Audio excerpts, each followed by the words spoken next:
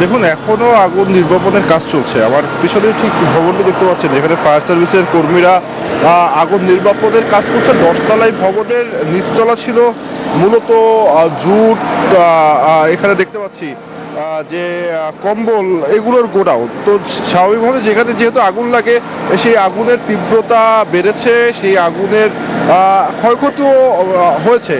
এখানে আন্ডারগ্রাউন্ডে মূলত আগুনের সূত্রপাত, কিন্তু সূত্রপাত কীভাবে সেটি এখন পর্যন্ত ফায়ার সার্ভিস নিশ্চিত করেনি।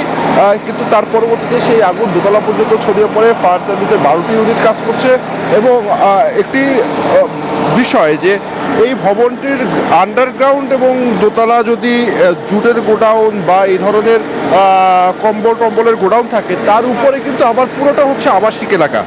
তো এই জন্য আমি যদি একটু দেখাতে চাই যে দেখতে পাচ্ছেন যে পুরোটা আবাসিক এলাকা এবং সেখানে আবাসিক বহু মানুষ বসবাস করে। তো ঝুঁকি থেকেই যায়, সে কারণে কিন্তু ফায়ার সার্ভিস 42 জনকে ইতিমধ্যে উদ্ধার করতে পেরেছেন। এবং এখন পর্যন্ত ফায়ার সার্ভিসের যে ধারণা যে এখন পর্যন্ত আসলে কেউ ভিতরে আটকা নেই, এটি তারা এখন পর্যন্ত ধারণা করছেন। ফায়ার সার্ভিসের কর্মকর্তারা এদিকে আবার কথা বলছেন, আমরা একটু তাদের কথা যদি শুনি। কিন্তু এখন পর্যন্ত যেটি জানতে পারছি যে এখন পর্যন্ত কেউ আহত বা হতাহতর কোনো ঘটনা আসলে এখানে ঘটেনি। এখনও ফায়ার সার্ভিসের 12টি ইউনিট আগুন নির্বাপনের কাজ করছে। ফায়ার সার্ভিসের কর্মকর্তারা কথা বলছেন, আমরা একটু সরাসরি সেই বক্তব্য যেতে চাই। তারা এই জায়গা থেকে চলে গিয়েছে। ছোট্ট একটা প্রশ্ন, সেটা হচ্ছে যে জুটের পাশাপাশি অন্যান্য বললেন, আমরা স্থানীয়ভাবে জানতে পারলাম যে জুটের পাশাপাশি আন্ডারগ্রাউন্ডে কেমিক্যালের কিছু রয়েছে। না, কেমিক্যালের কোনো অস্তিত্ব এখনো পাইনি। আমরা অযথা যেন আমরা এই কোনো প্যানিক ক্রিয়েট না করি, আমরা এখন পর্যন্ত কেমিক্যালের কোনো অস্তিত্ব পাইনি। বিকজ আমরা শুরুতেই অ্যাসেস করে নিয়েছি ধোঁয়াটা দেখে, এবং আমরা বুঝতে পারছি যে যেই বিস্ফোরণ শব্দ পেয়েছেন এটা বেসিক্যালি ব্যাকড্রাফট, মানে একটা জায়গায় আগুন আটকে থাকলে অথবা ধোঁয়া আটকে থাকলে হঠাৎ করে সেটা খুললে যে শব্দটা হয়। তবে এখানে কোনো বিস্ফোরণের এখন পর্যন্ত কোনো আলামত পাওয়া যায়নি। এটা যেটা হয়েছে এটা ব্যাকড্রাফট। ধন্যবাদ। আমি ডাইরেক্টর অপারেশন ফায়ার সার্ভিস এবং civil defence, lieutenant colonel Tajul Islam Chowdhury. Thank you. তারা যদি বলছেন যে এখানে আসলে কেমিক্যালের অস্তিত্ব তারা পাননি, কিন্তু আগুন অনেকটাই নিয়ন্ত্রণে নিয়ে আসা গেছে।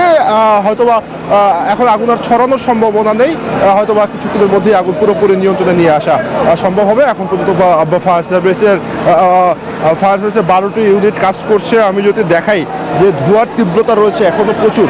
এর কারণ হিসেবে যদি বলা যায় যে আমি একটু ভিতরের চিত্রটি দেখাতে চাই যে একদমই সরু একটি প্যাসেজ, সেখানে কিন্তু এই যে জুটগুলো এখনও পড়ে আছে, সেখানে নানা ধরনের কাপড়ের জিনিসপত্র ছিল। সেই কারণে এই আগুন নেভাতে যথেষ্ট বেগ পেতে হয়েছে। আগুন 3:30টার পরে লাগে, এখনও আগুন নিয়ন্ত্রণে আনা যায়নি। কিন্তু ফায়ার সার্ভিস আশা করছে যে তারা দ্রুত নিয়ন্ত্রণে নিয়ে আসা যাবে। দেখতে পাচ্ছেন যে এই যে জায়গাটি পিছনে, এই জায়গাটি একটা আন্ডারগ্রাউন্ড, একদমই সরু একটি প্যাসেজ। সেই জায়গায় পুরো স্তূপ করে এই যে বিভিন্ন কাপড়, কম্বল, জুটের যে মালামালগুলো সেগুলো রাখা হয়েছিল। কিন্তু মাত্রই ফায়ার সার্ভিসের কর্মকর্তারা তারা একটি বিষয় নিশ্চিত করলেন যে এখানে কেমিক্যালের কোনো ধরনের অস্তিত্ব ছিল না। যদি কেমিক্যালের অস্তিত্ব এখানে থাকতো তাহলে কিন্তু এই যে আগুনের ভয়াবহতা আরও বেশি হতো। যেটি এর আগেও বলছিলাম, পুরো ভবনে কিন্তু দোতলা পর্যন্ত যদি এই যে জুটের যে গোডাউন ছাড়া পুরোটা কিন্তু আবাসিক এলাকা, এবং সেই আবাসিক এলাকার কারণে এখানে প্রচুর মানুষ বসবাস করেন।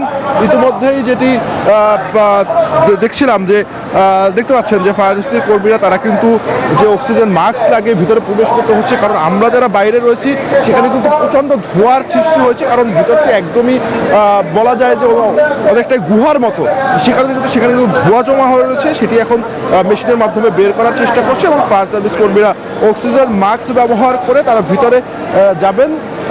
আশা করছেন তারা যে কেউ হতাহত দেয়, তারপরে পুরো ভবনটি তারা খুঁজে দেখবেন এবং যে জায়গায় এখনও আগুন রয়েছে সেটি পুরোপুরি নির্বাপনের ব্যবস্থা তারা করবেন। আমি একটু মার্কেটের দিকে যদি একটু ক্যামেরাটি ঘোরাতে বলি, দেখতে পাচ্ছেন যে এই হচ্ছে একটি সিঁড়ি, এবং যে আন্ডারগ্রাউন্ডে আগুনটি লেগেছে, এবং এই সিঁড়ি থেকে কিন্তু যারা এখানে প্রবেশ করে তাদের কিন্তু এখানে ওঠানামা করতে হয়।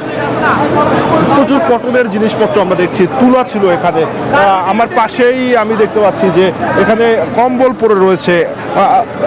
এই জায়গাটিতে অগ্নি নির্বাপনের ব্যবস্থা কোনো কিছুই ছিল না।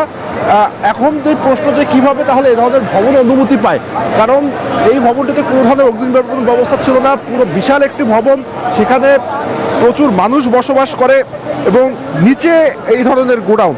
তো এই জায়গাটি এই কারণেই কিন্তু অত্যন্ত ঝুঁকিপূর্ণ। এখন পর্যন্ত যদি সর্বশেষ আপডেট যদি আমি বলতে চাই যে ফায়ার সার্ভিসের কর্মীরা এখনও চেষ্টা চালিয়ে যাচ্ছেন, আগুনের তীব্রতা অনেকটাই কমে এসেছে, হয়তোবা আধা ঘন্টার মধ্যে তারা আগুন পুরোপুরি নির্বাপন করতে পারবেন, কিন্তু এখন কিন্তু হতাহতের কারণ বা আগুন লাগার কারণ কিন্তু এখন পর্যন্ত নিশ্চিত হওয়া যায়নি। তো এই ছিল আমার কাছে কেরানীগঞ্জের আগুনের সর্বশেষ তথ্য। অসংখ্য ধন্যবাদ সানি আপনাকে।